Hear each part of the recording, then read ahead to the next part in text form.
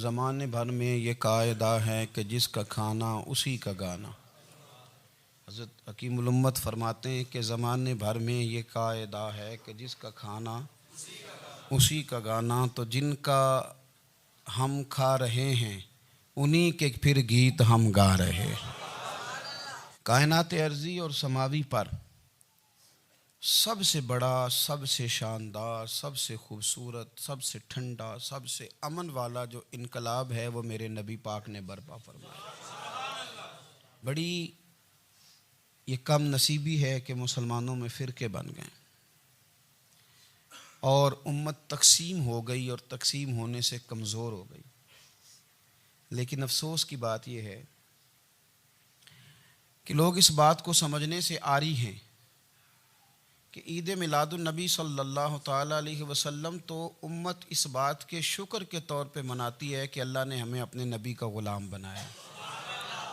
آؤ میں تمہیں مسلم شریف پڑھ کے سناتا ہوں، اور راوی بھی وہ بندہ جو ہر وقت حضور کے قریب رہتے تھے، حضرت انس بن مالک رضی اللہ تعالیٰ۔ آپ فرماتے ہیں مجھے وہ دن بھولتا ہی نہیں، میں بھلا سکتا ہی نہیں جس دن میرے نبی پاک مکے سے ہجرت کر کے مدینہ طیبہ تشریف لائے تھے۔ حضور اس دن کیا ہوا تھا؟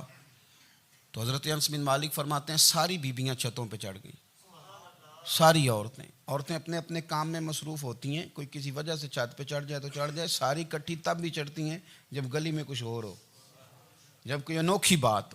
ساری بیبیاں چھتوں پہ چڑھ گئیں، بچے درختوں کے ساتھ چمٹ گئے، اور فرماتے ہیں کہ 70 کے قریب لوگ حضور کی سواری کے آگے تھے اور باقی سینکڑوں کی تعداد سے سواری کے پیچھے تھے، اور فرماتے ہیں یہ الگ منظر تھا۔ اور یہ مسلم شریف میں نعرہ موجود ہے، مسلم شریف میں یہ صحیح مسلم میں موجود ہے کہ جب حضور مدینے آ رہے تھے تو مدینے والے نعرہ لگاتے تھے یا محمدہ یا رسول اللہ، اور چلتے ہوئے لگا رہے تھے یا محمدہ یا رسول اللہ کا وہ نعرہ لگا رہے تھے۔ اور پھر حضرت انس بن مالک فرماتے ہیں یہ دو منظر یہ تھے، ایک تیسرا منظر بھی تھا۔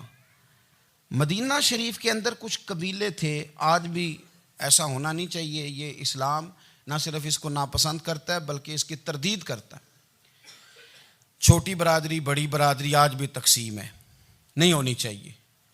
عرب کے اندر بھی تقسیم تھی، کچھ قبیلوں کو چھوٹا جانتے تھے، کچھ کو بڑا جانتے تھے۔ ایک قبیلہ تھا بڑا قبیلہ، بنو نجار کا، چودھریوں کا قبیلہ، سیٹھوں نوابوں کا قبیلہ، بڑے لوگوں کا قبیلہ۔ اس قبیلے کی بیٹیاں ایک کونے میں دف لے کے بیٹھ گئیں۔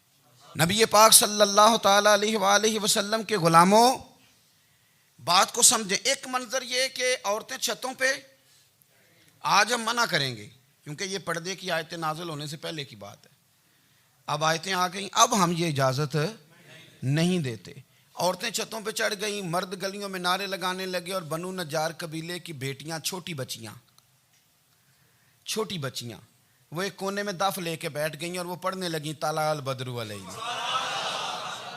اب تو میلاد غریبوں میں رہ گیا ہے، ہمارے یہاں فیشن ہو گیا ہے، جب حالات خراب ہوتے ہیں تو لوگ برکت کے لیے میلاد کراتے ہیں، اور جب امیر ہو جاتے ہیں پھر انہیں میلاد کے جائز ہونے کی دلیل ہی کوئی نہیں ملتی، پھر وہ یہ فیشن ہے۔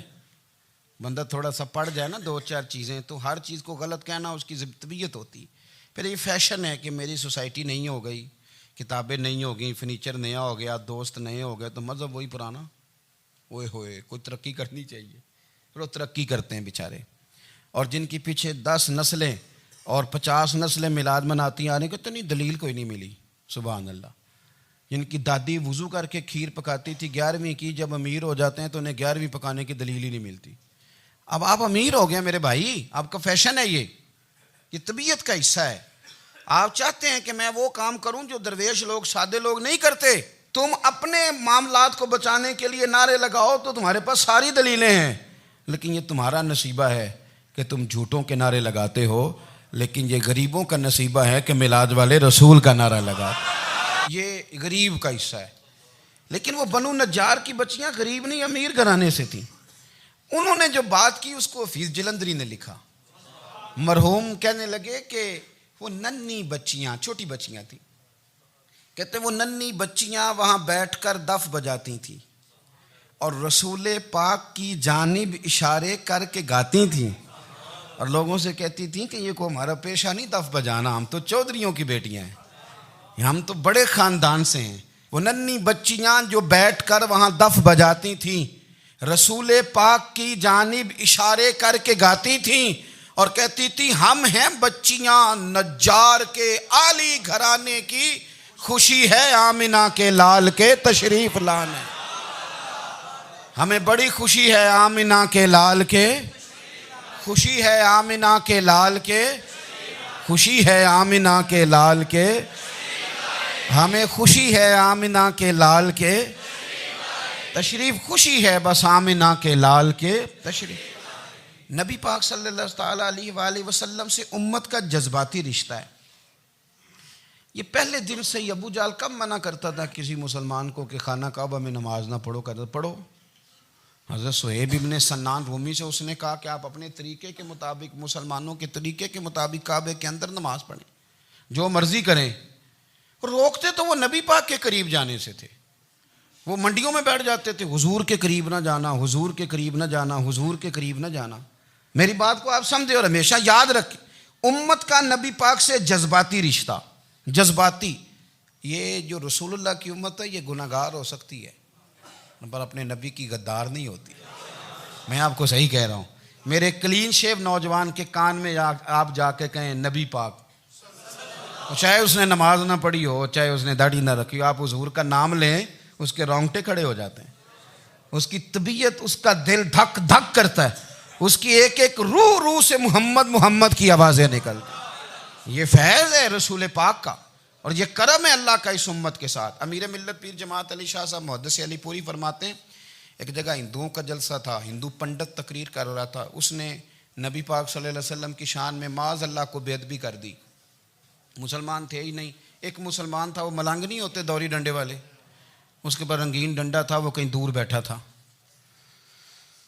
تو اس نے سن لی اسپیکر چل رہا تھا، تو وہ ڈنڈا لے کے تو اسٹیج پہ چڑھ آیا۔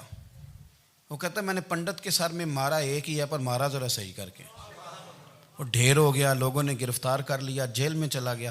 پیر صاحب کہتے ہیں میں ملنے گیا، بندے کو بسم اللہ بھی سیدھی نہیں پڑھنی آتی، سورۃ اخلاص بھی ٹھیک نہیں آتی، اسے ربنا آتینا دعا نہیں کر سکتا، ملنگ ہے۔ میں ملنے گیا اور میں نے کہا یار نہ تو نماز پڑھے، نہ داڑھی رکھے، نہ تو مسجد جائے، پر تو نے کمال کر دی۔ تو کہتے ہیں پیر صاحب چھم چھم رویا اور پنجابی میں کہنے لگا پیر صاحب میں گناہگار ہاں پر اپنے نبی دا غدار تے نہیں نا۔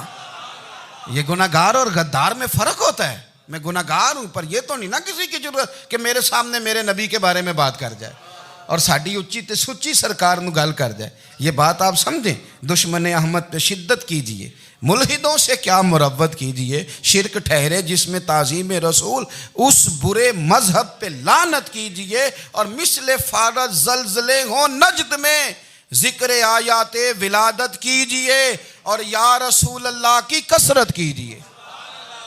نبی پاک کا پیار امت کے لیے سرمایہ حیات ہے۔ رسول پاک کے ساتھ امت کا والہانہ رشتہ ہے۔ نبی پاک کے ساتھ والے، حضرت خبیب کو گرفتار کر لیا مکے والوں نے، اس وقت غربت تھی اسلام پر، مکے میں سارے لوگ کٹھے ہو گئے اور چوک میں پھانسی دینے لگے حضرت خبیب کو۔ کہنا آسان ہے، کرنا بڑا مشکل ہے، بندہ جیل میں الجھ جائے تو میں نے بڑے بڑے سیانے لوگ معافیاں مانگتے دیکھے، بڑے بڑے لوگ کہتے دیکھے ہیں کہ یہ کام بڑا، قید تنہائی بذات خود ایک مصیبت ہے۔ آپ کو اکیلا رہنا پڑ جائے نا، یہ لاک ڈاؤن ہوا ہے تو لوگ نفسیاتی مریض بن گئے، اکیلے رہنا، تنہا رہنا کوئی چھوٹا کام ہے۔ حضرت خبیب اکیلے اور مکے کا دور اور چاروں جانب کافر، اور چوک میں جب پھانسی پہ لٹکایا جانے لگا تو ابو سفیان بولے اور بول کے کہنے لگے یار بندہ کوئی کام کر کے بڑا پچھتاتا بھی ہے کہ یار نتیجہ کیا نکلا، تو معاذ اللہ آپ کا بھی نتیجہ تو پھانسی ہے، تو آپ کا کیا خیال ہے؟ یہ آپ یقین کریں کہ لوگ صحیح صحیح ساتھ چلتے ہیں، تھوڑی سی دشواری اٹھانی پڑ جائے تو کہتے ہیں میں گاڑی ٹھیک تھا، پر انہی پتھروں پہ چل کے اگر آ سکو تو آؤ، میرے گھر کے راستے میں کوئی کہکشاں نہیں ہے۔ لوگ نا میٹھا میٹھا کھانا چاہتے ہیں، تھوڑا کڑوا آ جائے تو مصیبت بن جاتی، کہتے ہیں سارے فلانے سے پیار کریں گے تو میں کروں گا، سارے مخالفت بھی کریں گے تو ہم انشاءاللہ پیار ہی کریں گے۔ یہ کیا بات ہوئی کہ ہم زمانے کا رنگ دیکھ کے چلیں گے؟ اب بعض لوگ پچھتا رہے ہوتے ہیں، حضرت خبیب سے کہا، ابو سفیان نے ابھی کلمہ نہیں پڑھتے تھے، کہنے لگے تو اس وقت پھانسی پہ لٹک رہا ہے اور تیرے نبی مدینے میں اور آرام میں، اور ان کے صحابہ آرام میں، اہل بیت گھر میں، تیرے ذہن میں اگر اس وقت یہ بات ہو کہ اس وقت تیری جگہ پہ وہ ہوتے معاذ اللہ، تو پھر کیا ہوتا؟ مجمع غیروں کا، علاقہ غیروں کا، یہ ٹائم آیا تھا اب نعرہ رسالت لگانے کا، اب ٹائم آیا حضرت خبیب نے نعرہ رسالت لگانا ہے، پر لگانا کس طرح ہے کہ کافر یاد رکھیں۔ حضرت خبیب سے کہنے لگے اگر تیری جگہ حضور ہوتے تو پھر تیرا کیا خیال ہے معاذ اللہ؟ تو حضرت خبیب کہنے لگے تم ابھی بھی نہیں سمجھے؟ ٹھیک ہے میں مکے میں اکیلا ہوں، سارے لوگ مدینے میں ہیں، پر میں پچھتا نہیں رہا، میں تو فخر کر رہا ہوں، میں فخر کر رہا ہوں اس لیے کہ چوری کر کے جان نہیں دے رہا، مدینے والے کی عزت پہ جان دے رہا ہوں، میں فخر کر رہا ہوں۔ فرمایا سن، تو کہتا ہے تیری جگہ حضور ہوتے اور تم انہیں یہاں معاذ اللہ پھانسی پہ لٹکاتے۔ فرمایا سن، میں تو یہ بھی پسند نہیں کرتا کہ میں گھر میں بیٹھا ہوں اور میرے نبی کو ہلکا سا کانٹا بھی چبھ جائے، ہمارا اپنے نبی سے محبت کا رشتہ ہے، ایک کانٹا بھی حضور کے قدم مبارک میں چبھے ہمیں برداشت۔ مجمع ان کا تھا، نعرے لگ رہے تھے، ہم نے مسلمان پکڑ لیا، لیکن حضرت خبیب نے اکیلے، اللہ کرے آپ کو میری بات کی سمجھ آئے، اللہ کرے آپ کو سمجھ آئے، اکیلے جب پھانسی کے تختے کے قریب نعرہ لگایا نا کہ میں تو کانٹا بھی نہیں چبھنے دوں گا اپنے نبی کو، اب سارے ہار گئے۔ اب اس ایک جملے نے نا ان کو شکست خوردہ کر دیا، اب بول کچھ نہیں سکتے تھے، گردنیں جھک گئیں، اور جب سناٹا چھایا تو ابو سفیان ساتھ والے سے کہنے لگا باقی ساری باتیں اپنی جگہ پر ہیں، پر اصحاب محمد سے پیار تو بڑا ہی کرتے ہیں نا، اور وہ کچا رنگ للاری والا جیڑا چڑھ دا تے لیندا رہندا، اے عشق تیرے دا رنگ محمد چڑھ جائے پھر نہیں لیندا۔ کہا یار پیار تو یہ کرتے ہیں نا، اس میں کوئی شک والی بات، اس پیار سے کافر ڈرتا ہے۔ نبی پاک کے ساتھ جذباتی وابستگی، حضور کے ساتھ غلاموں کا جذباتی رشتہ، اور نبی پاک صلی اللہ تعالی علیہ وسلم کی آمد پر تشکر کے جذبات۔ امام رازی نے لکھا ہے کہ حضرت موسیٰ کلیم اللہ علیہ السلام نے تورات کی تختیوں کے اندر ایک امت کا ذکر پڑھا کہ جو امت گناہ کا ارادہ کرے گی تو گناہ لکھا نہیں جائے گا جب تک کر نہ لے، اور نیکی کا ارادہ کرے گی تو رب ان کی نیکی لکھ دے گا، اور جب وہ کر لے گی تو اللہ 10 گنا اجر عطا کرے گا، اور وہ ایسی امت ہوگی کہ جن کے چہرے قیامت کے دن نور کی طرح چمکیں گے، اور وہ امت ہوگی جن کی اللہ تعالیٰ زمین ساری پاک فرما دے گا، جہاں نماز پڑھیں گے نماز ہو جائے گی۔ یہ تذکرے پڑھ کے تو حضرت موسیٰ کلیم عرض کرنے لگے اللہ یہ امت میری بنا دے، تو رب کریم نے فرمایا کہ موسیٰ نہیں، یہ تو میرے محبوب کی امت ہے، فرمایا یہ تو میرے نبی پاک کی امت، حضور کی امت۔ اللہ اکبر۔ حضرت موسیٰ معمولی آدمی نہیں، وہ جلیل القدر پیغمبر ہیں جن کا قرآن کے ہر سپارے میں تذکرہ ہے، کہیں واضح طور پہ کہیں اشارتاً، ہر پارے میں۔ اور حضرت موسیٰ اللہ کے وہ نبی ہیں جو رب سے ڈائریکٹ باتیں کریں کوہ طور۔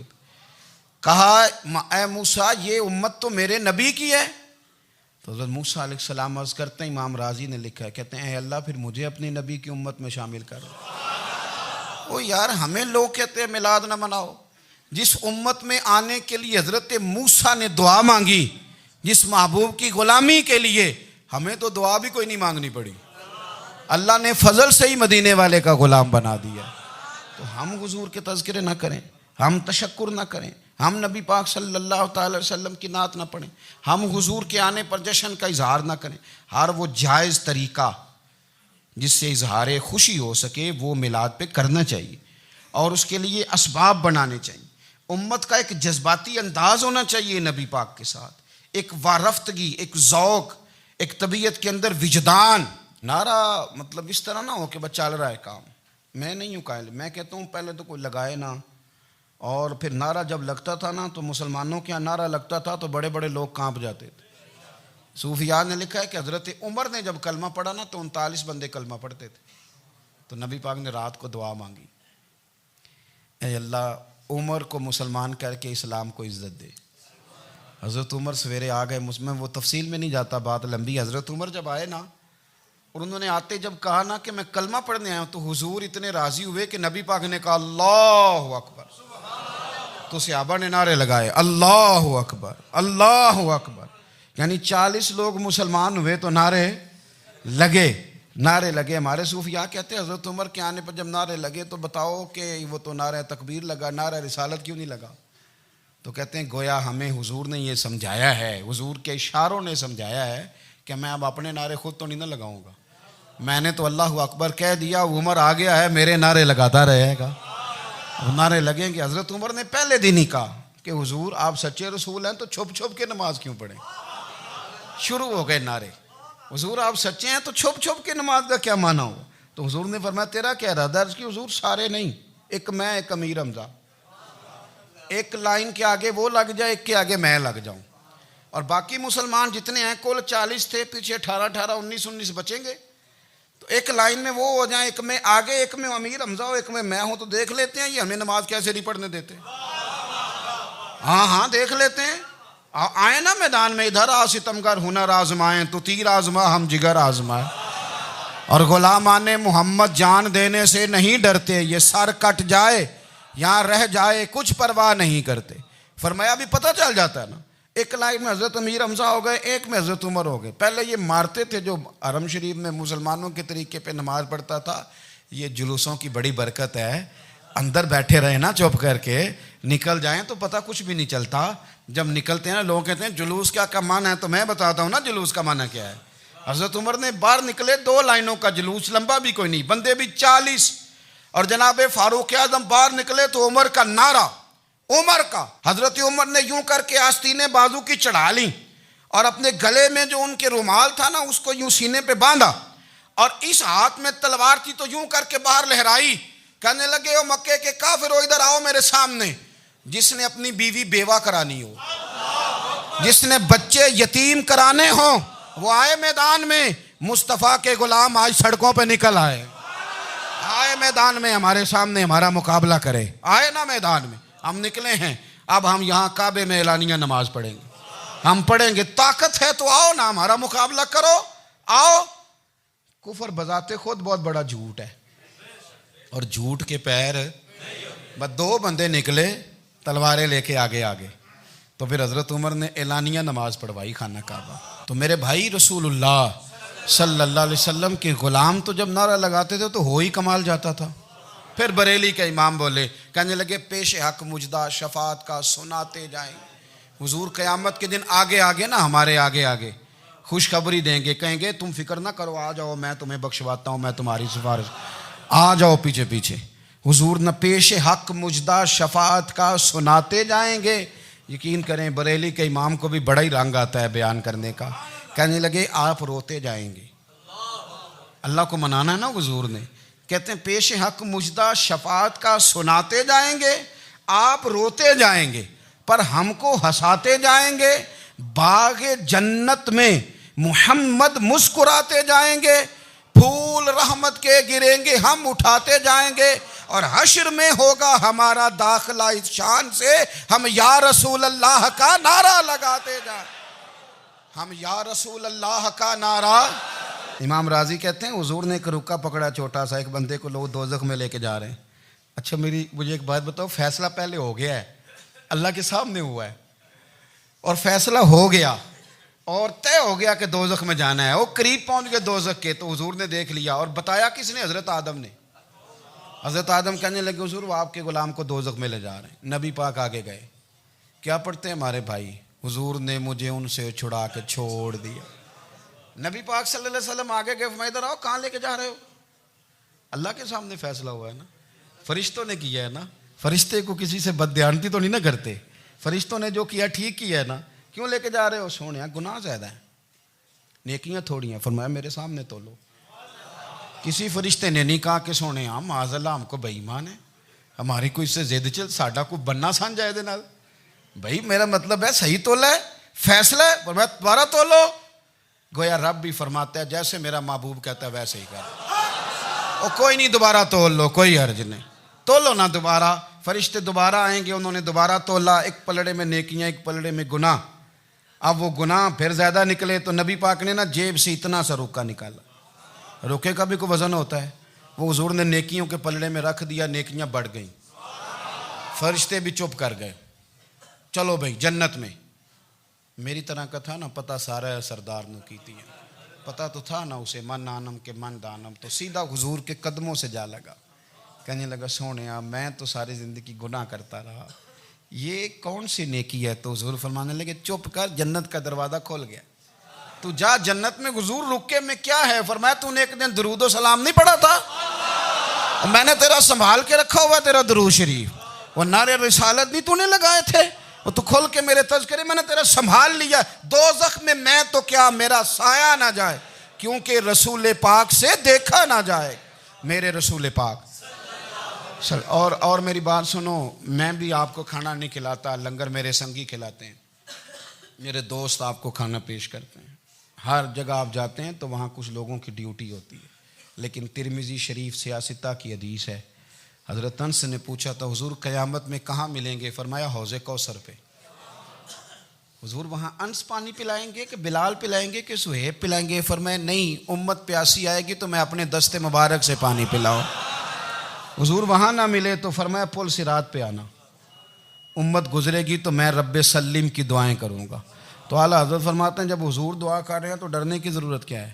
خدا کی رضا چاہتے ہیں دو عالم, خدا چاہتا ہے رضائے محمد, رضا اب پل سے وجد کرتے گزری کہ ہے رب سلم دعائے محمد صلی اللہ ہو.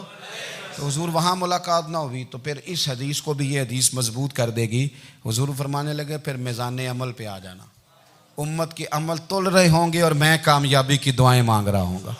تو جس کے لیے حضور دعا مانگیں گے ناکام ہوگا, ناکام ہوگا. اپنے بچوں کو حضور کی محبت سکھائیں, نبی پاک صلی اللہ علیہ وسلم کی غلامی کریں. آپ کا رشتہ نبی پاک کے ساتھ مضبوط ہونا چاہیے, آپ کے تعلقات حضور کے ساتھ مضبوط ہونے چاہیے. اور آپ نے دائیں بائیں نہیں دیکھنا کہ پراپوگنڈا کیا ہے, لوگ کیا کہہ رہے ہیں. لوگوں کو دیکھ کے جو لوگ رستہ بناتے ہیں وہ پیچھے رہ جاتے ہیں.